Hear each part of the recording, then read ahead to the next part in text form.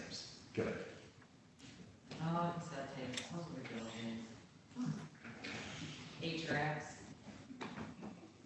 All right, we are live, ready to go. Okay. The meeting of the Finance Committee meeting of Berrien County is now in session. Annette or Stephanie, who calls the roll?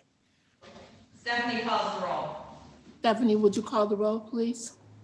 Yes. Commissioner Yarborough, Present. Commissioner Harrison,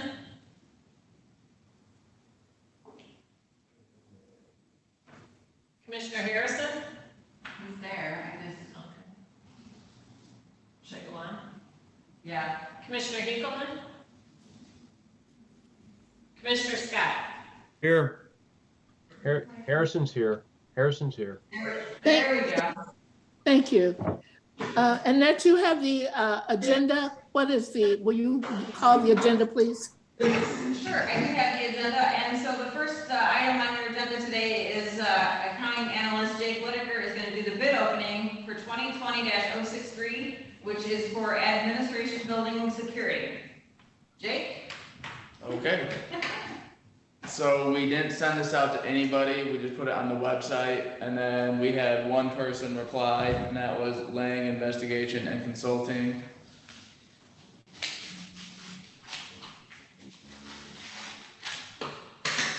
Lang, read the whole name again. Lang what? I'll cover the background on this. Madam Chair, Yes. so this is Brian Dissett.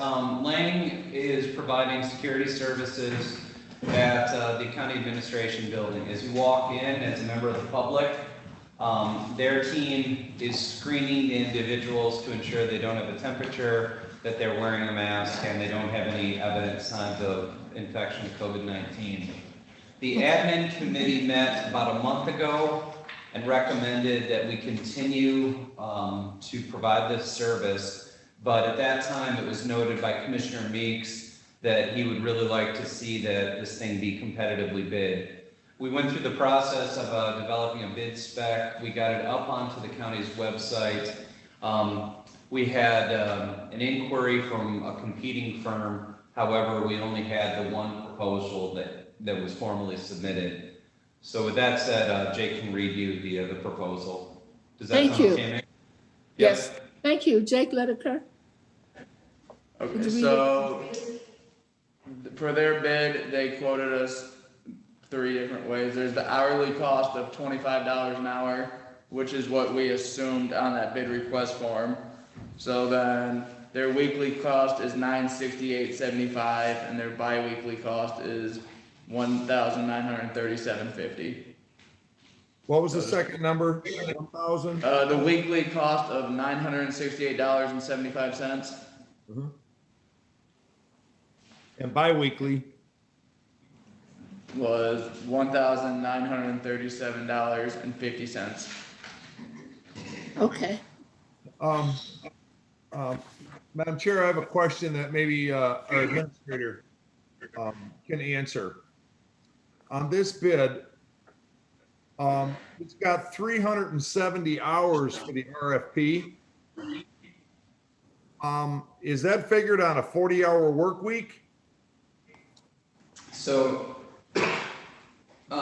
Commissioner Scott, right now, Lang Security is providing hourly coverage. They are taking a 1-hour break during the middle of the day, roughly noon.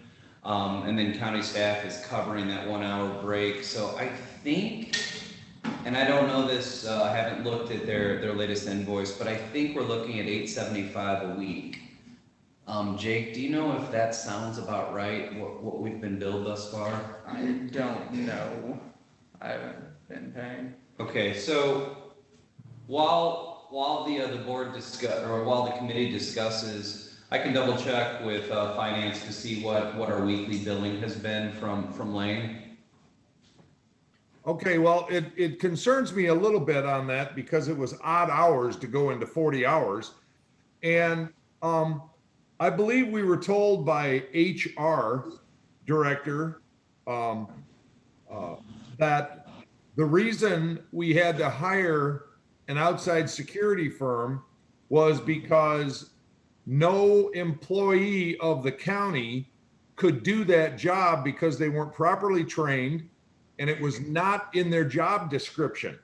So my question to that is that should not Lang Security be providing that 8th hour and not our staff? Because if our staff can provide an hour, then we should be able to find staff to provide the rest of the time.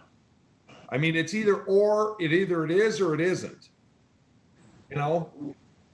I guess- Respectfully, I'm not sure what was said to the committee or the board prior to the decision being made, but I can tell you this, for every hour that staff is providing security services, it's an hour that they're not working on finance, HR, or administration.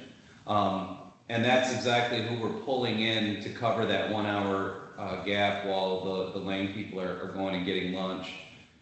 In the last couple of weeks, what I've seen is staff from Human Resources covering the 1 hour gap, staff from the finance department covering the gap, and then even staff from the GIS department covering the gap. Without a doubt, those are some high wage individuals that we're burning staff time on having them cover the walk-up traffic.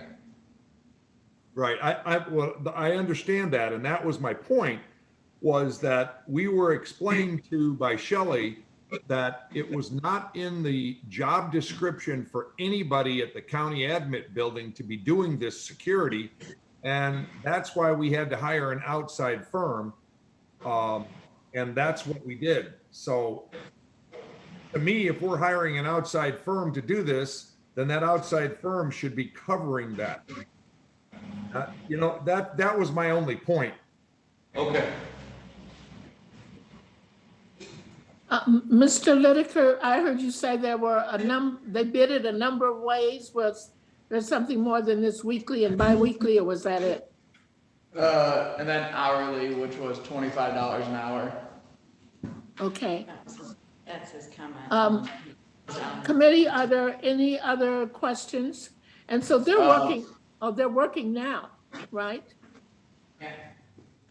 Just a quick note, this bidder is watching live and they said their bid was for 7 hours and 45 minutes. That's how they figured out what the hourly or the costs were.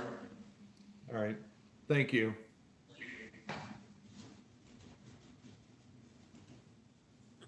So do you have further discussion about this hour that's covered by Berrien County staff? No, I just wanted to bring that up, Madam Chair, because I believe that's what we were told before. So I just wanted to make sure that if we were hiring somebody that they take care of it. We shouldn't have to, because that's what we're hiring them to do, so. Administrator Doucette, you have any opinion about this? Yeah, so to the committee, what we are seeing right now is Lang has been doing a very good job.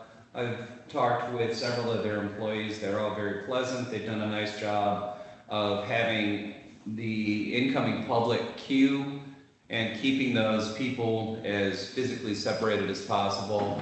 We've had a couple of incidents where people have refused to wear masks. The team here has done a good job of handling that situation. My recommendation is this: if you're going to keep this building open to the public, I would recommend that you continue having Lang provide this service until the governor's orders are rescinded and that we're no longer requiring masks, we're no longer limiting the number of people in a building at any given time. The Sheriff's Department has 1,000 other things to do. Pulling one of their people in, it's going to be a higher rate of pay, and it's robbing them of their resources. I believe that whatever money we're spending on this, we will likely be able to recover via the CARES Act. So my thought is continue providing the service. Right, I would want it to happen too. And I think what you just remarked on was one of the things that the personnel, Shelley, talked about, was that they have to see them doing business and then to have to confront them. But then there is a person for an hour, Yeah. you know, that they Yeah, still may see. So what? I Yes. The comment was made on, they are still watching on YouTube. The comment from them is that we are able to cover the entire time if that is needed. Okay, Madam Chair, I would move approval of the Lang proposal. thank you. May I have a support? Yes, Commissioner Scott, I'll support it. Thank you. And I want to say thank you for the previous sheet that you gave us and then the, the paperwork. It was sufficient for us to understand. Yeah. And so we have a motion and a support. Any further discussion?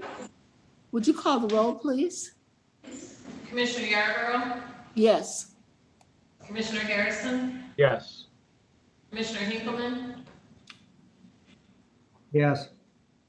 Commissioner Scott. Yes. Okay. It carries, passes. And there was something said about two bids, but there's only one, Jake? Yeah, early last week, I had a phone call from Securitas, and they were asking questions about it, but then they never turned in a bid, so. Okay. All right. Anything else for us? Any other about bids? Nope. Okay, thank you so much. Thank you, sir. On the Thank you. Have a agenda, good day. on the agenda, what is, The next thing on your agenda is Under Sheriff Chuck Hyde and Carrie Santangahaney just joined us on Zoom. And the subject is proposal for communications upgrade at the courts and jail. okay, Chuck, do you want to go ahead and take lead on that? Because you were at the last meeting, I missed it. Sure. So there's been an ongoing issue for the court officers and our deputies there with radio coverage in the courthouse. We're experiencing similar deficiencies in the jail in certain spots of the buildings. So if you know much about 800 megahertz, it works great, kind of site to site from towers. When you get into buildings, at times it needs to be amplified. So several years ago, I'm going to guess around 20 years ago, for sure over 15, the county put in what's called a BDA, a bidirectional amplifier, which increased the 800 megahertz coverage in the courthouse and the jail. So I know Rick Law is with Carrie. I know that we've been experiencing issues in both places. When we had Telluride come in and look, we had a meeting last week to have Telluride come in and do a study to find out why we're experiencing these issues and what needs to be done to correct it. When they're looking at it, the current BDA is well past its life. I believe even parts are hard to get and it cannot connect to the generator. So their proposal and kind of a first step, which we thought made a lot of sense, was to replace the BDA. And that may actually take care of all the problems. If the BDA is replaced and there's still some problems, the addition of antennas and coaxials, you're talking very minimal, $100, $200 to do that in fine spots. But to be able to do the test on the old BDA was basically found to be somewhat useless because they believe the BDA is the problem. It's something we don't even take offline because we're not sure it would come back on. Like I said, it has far exceeded its life kind of expectancy when we talk about technology. The new BDAs have a lot more features. It could connect to the generator. So we did ask for a proposal, which we received. It is $22,190 for the installation and the replacement of the BDA. We met with Brian Doucette and Doug James. And our initial thing is to try and get it done immediately because it is an issue of safety with the radios working. I know Rick is on with Carrie, who's in the meeting, and Carrie, if you have anything else to add, but our recommendation is to get that BDA replaced. And then they can still do this study for finding problems, but they really think the BDA is the problem in both buildings.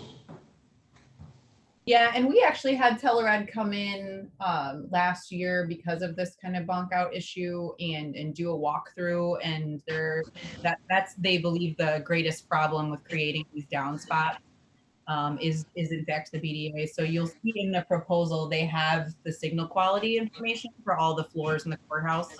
And so that's what brought us to this. And we also knew that the jail was experiencing some issues, so we did ask them to go take a look at that as a holistic approach as opposed to doing it twice.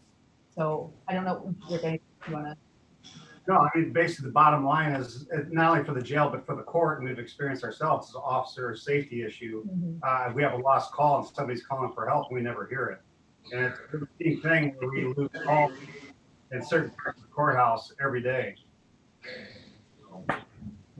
The other main thing that I kind of mentioned, but with the generator issue, I know if power goes out, the court may close, but the jail is still operational. With the current situation, the current BDA, it cannot operate on a generator. So we will lose whatever quality it's giving us right now when the power goes out. But with what you're trying to replace, will make it work with the generator? Yes, the newer BDAs are such that could be hooked up to the generator. Yes. And that was part of our discussion in the meeting with Telred is the fact that it could be, one on the UPS within the generator as well. Okay. Any questions? I was just gonna say, Commissioner, that IS was also looped in on this previously, and they were on board with following through with Telerad's recommendations. Okay. Thank you, Carrie. I was just going to say that because that's what I was going to ask. I was going to say, maybe we ought to get Chris involved. Is there something different that we could possibly do to, but never mind then. I was reading your mind. I know it. And you did a fine job. Just a fine That's a thorough job. thorough job. Yes, I think so. Well, Any other? Yes.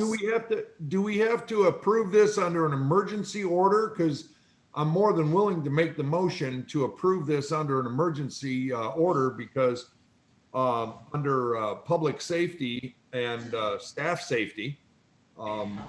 But if that's perfectly acceptable, I'll make that motion. And I'd like to say, I guess I think I read it. The money is coming from from our public safety millage. Are you there, Mr. Height? I believe so, yes. I know Doug, when we talked about Doug was looking to find, but I believe that is for accurate.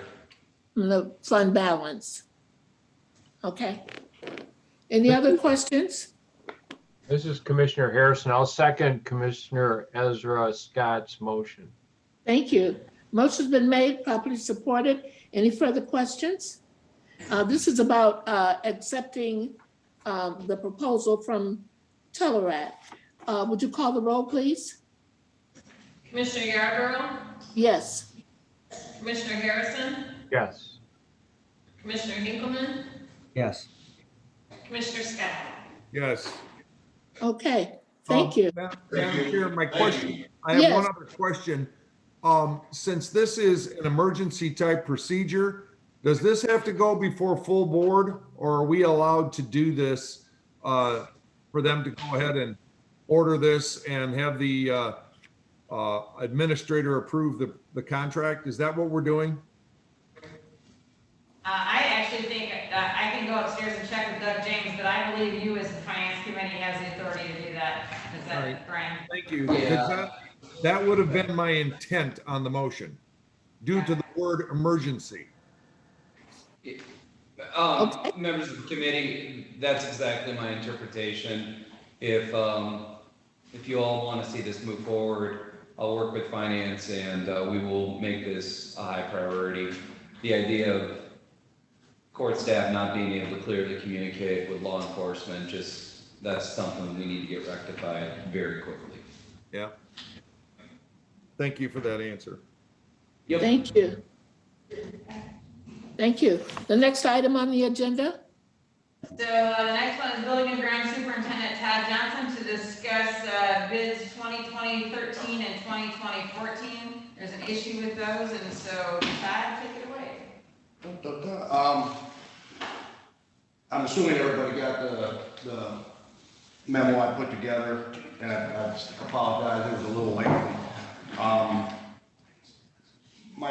brought my question to the attention of our administrator a while back when we first did this. They involved corporate counsel. I believe if you read the emails and what I sent in response, I don't believe corporate counsel was understanding what my actual question was. I think corporate counsel took it as whether or not the project itself was deemed essential. I myself didn't have any question. It's a roof with an active leak over an essential institution, jail and courthouse at the time. What it was is that I had, and not at that time, I just kind of perceived that I would probably get a question, which I eventually did, was at that same time, the governor issued the stay-at-home order, along with listing who was deemed essential, which roofing companies, mechanical companies, those were all, none of those were deemed essential. So my question was, were we being fair putting this out? Because in fact, some of those roofing companies actually closed up and set it out. So we had the two roofs, courthouse and a jail. Courthouse came across and we kind of went at it quick to get on schedules and get everything out there. But then I found out, because I had Robert Ray was actually sitting in me on the bid opening, that there was only one bid for both jobs. And I found it strange that none of our locals, which were all part of the process prior to getting the budget together, were not on it. So I kind of held back on the jail one. The courthouse roof, that's already happening. We issued the PO right away. Materials are ordered, so we're kind of hooked on that one. And as I put in my memo, that's if you deem that the process was probably not the best interest of everybody involved, that we, maybe should have retracted it, that was on me. But being that the materials are ordered for the courthouse roof, I can't really back out on that contract. So my question was, and then I did get a contact from one of the locals that had done some other work, and they just had brought up the question of what we had on the horizon. And I brought up the point that we had two large ones out there that they didn't bid on, and of course they looked at the timeline and they said no, they had closed up shop and went away.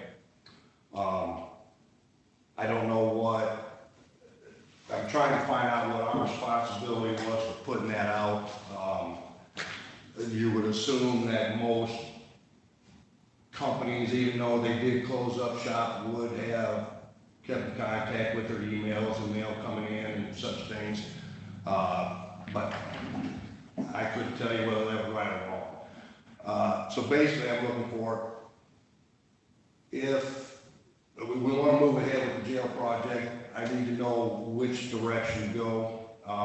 We have one bid that came in, but I need to make sure our process is right, which that's what I'm looking from the committee, is to tell me that even though the governor had, there's a pretty gray area for everybody at that time, did we do the right thing?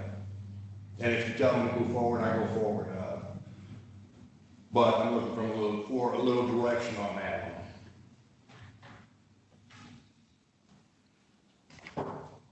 one. And that's what I don't, Yeah, that's what I said. It's a big because this has nothing to do, you say the jail, you said it was two roofs, but one bid.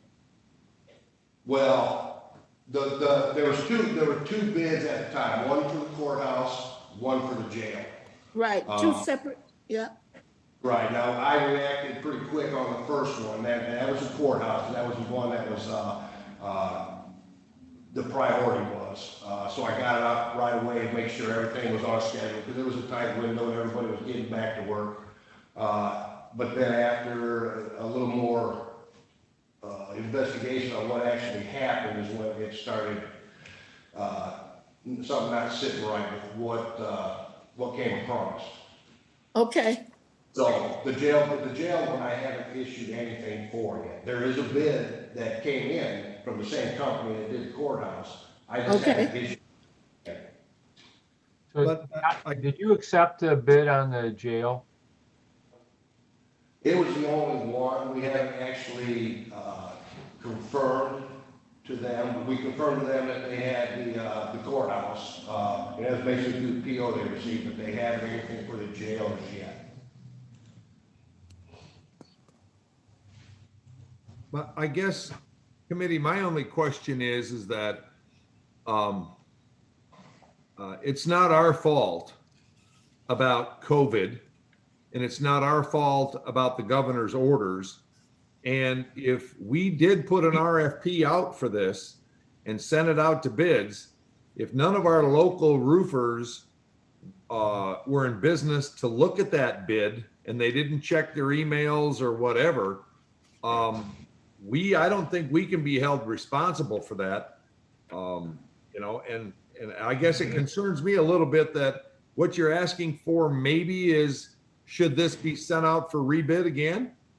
Is that what you're asking? Because if so, that doesn't make it very fair to the person, the company that was in business, that did take the time to fill out the bid. No, right. No, I don't. I'm not suggesting anything. I just want to make sure I'm going in the right direction. Well, Is this one of those, the horses are out of the barn? Should I shut the door? I was kind of thinking the same thing, Commissioner Harrison. I don't have horses, but I can shut the door, whatever. I kind of do that with my kids. That's kind of like the same thing, right? Members of the committee. So Yes. this is Brian Dissett. This is a unique situation in that we went through a period where there was essential versus non-essential work. We went through a period where contractors were unsure whether or not they were legally and lawfully allowed to do work. So Todd has gone through the process of seeking bids. We had a very limited response for the request for bids. In discussing it with Todd, I felt that this is one that getting a second opinion from all of you made a lot of sense, because it's a weird situation. We only have one bid. We have a need to get this roof work underway, but having multiple bids, I know there's some value in that situation. If you would like us to rebid it, we will happily do that. It will slow the project. But it may help some folks in the community sleep better at night, knowing that we have competitive bids. I think the argument can easily be made that we've gone through the bidding process. We had limited response, albeit it was at the start of the COVID-19 outbreak, and there was a very uncertain bidding environment. Now, with that said, if you all express limited concern about the one bid we have, we'll get the thing underway and just get the roof work done. I would think what you said, the bid was put out, it was accepted. We did all that we do. Other comments, please, from the committee? Madam Chair, I guess I have a question for Todd, excuse me, and Brian. What is the final determination from corporate counsel on this? Well, the response from corporate counsel, he was answering the question of whether or not the project itself was deemed essential. Which I never had a question about that. It was an active leak in the roof over the courthouse, over the jail, which both institutions were deemed essential. So I had no real qualms with whether or not this project was deemed essential and should go forward. It was only the question about the stay at home and the other processes that the governor put out there. Now, too, I do agree with Commissioner Scott that you would think even though you're not working, that you would keep up on business, emails, that type of thing, but I guess it's not for me to say how somebody would operate a business. Okay, one final question that'll help make up my mind on this. The RFP that went out, did the bid come in under, equal to, or greater than the projected cost? Both under. Both under, okay. Yeah.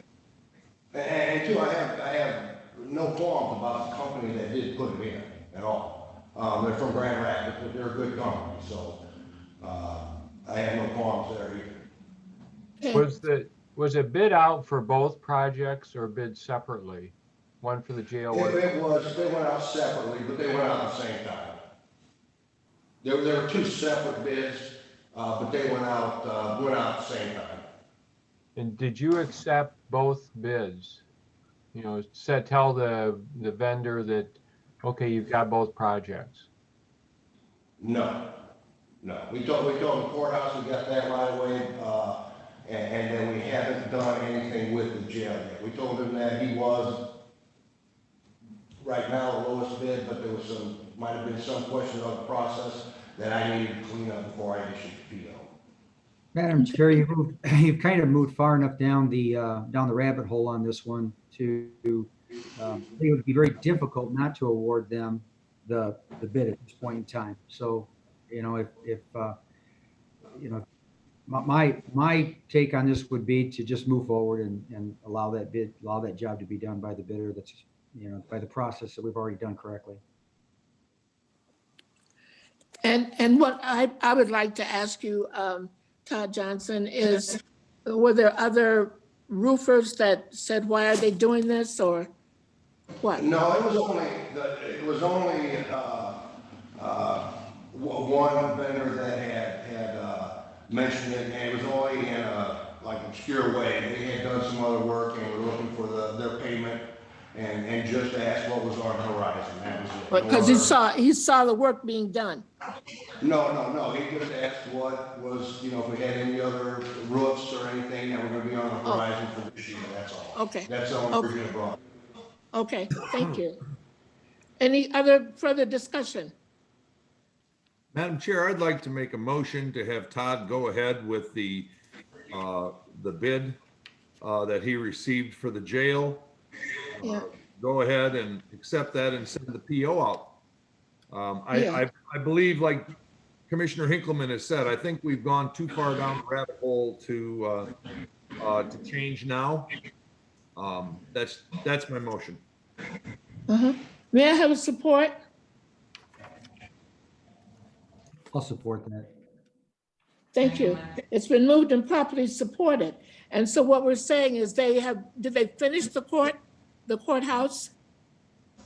No, they haven't started yet, but they do. They ordered the material.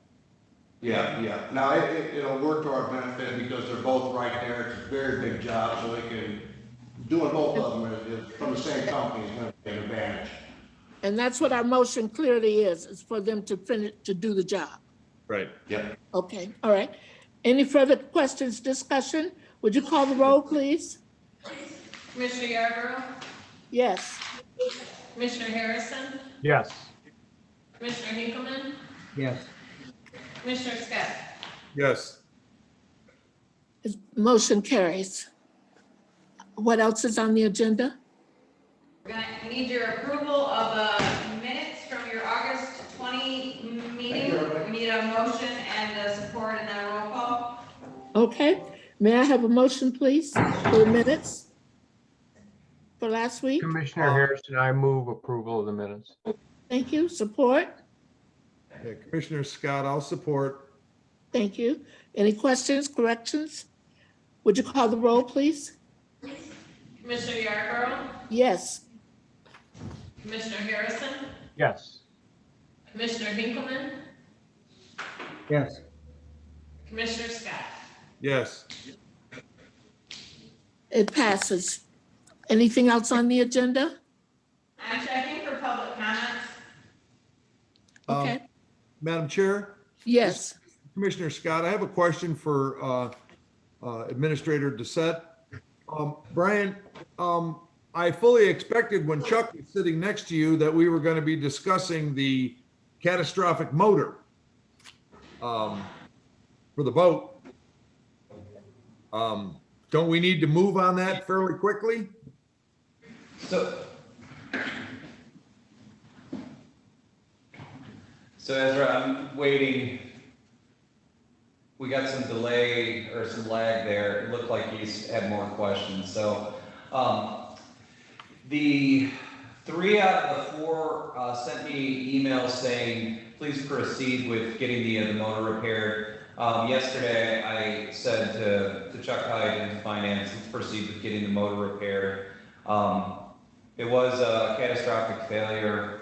What was kind of interesting to me is I spent a little bit of time actually looking at the Evinrudes that are on that boat. So just, I think in May of 2020, it was announced that Evinrude was halting business. So it was a 113-year-old company that no longer exists. Just in speaking with Chuck, it sounds like they're having some issues with some of the other motors. So I can absolutely bring him back for your next finance committee meeting to give you an update on the status of the Evinrude repair and answer any questions that you all might have about the boats. All right, We're thank not meeting again until the, help me, 7th, 9th? September 10th, September 10th. Yeah, I'll talk with the undersheriff and ask him to come and just offer an update on the status of the repair as well as essentially the fleet. Okay, All right, thank you. thank you. And Commissioner Scott, I did want to ask you, are you going to that groundbreaking today? Yes, but I believe they've already broken ground, but I'm going for the ceremony, not the Got it. groundbreaking. And I believe I will be joined by none other than the chair of the finance. Yes, I'm coming. And I'm maybe going. is going to be there, and I believe you are. And the vice chair is attending also. Yeah. Good, Good. great. All right, so on public comments, if you're ready. Yes, Tony Benhart from Sodas Township, just a question. I am sure there may be some of the reserve deputies that can handle the job of door security. I would rather see county money spent on our own employees rather than an outside firm. say it again? Tony Benhart from Sodas Township. Just a question. I am sure there may be some of the reserve deputies that could handle the job of door security. I would rather see county money spent on our own employees rather than an outside firm. Okay, thank you. Yep, and I've asked 3 times, and I don't believe that we have any other public comment. Thank you. Thank you, Annette. Thank you, Yeah. Stephanie. Administrator Doucette, do you have anything you'd like to say to us? Anything more? No, ma'am. Okay. Commissioners? If not, this meeting is adjourned and we'll see you at 10:30. Would you send me some connection to my iPad so I can connect that way? What Don Myers told me is I need to come to the parking lot, connect to the county thing because it is worn out. I haven't been there in so long. It needs to be reset. But if I come, I'll come in the building and connect up again. Amy, can I give you a call and we can figure out your tech issues? Maybe that's Braden. Braden's Good. talking to you. Yes, Braden, please call me. I will. I will. As soon as we finish, I'm through here. Thank you. Thank you. Thank you all.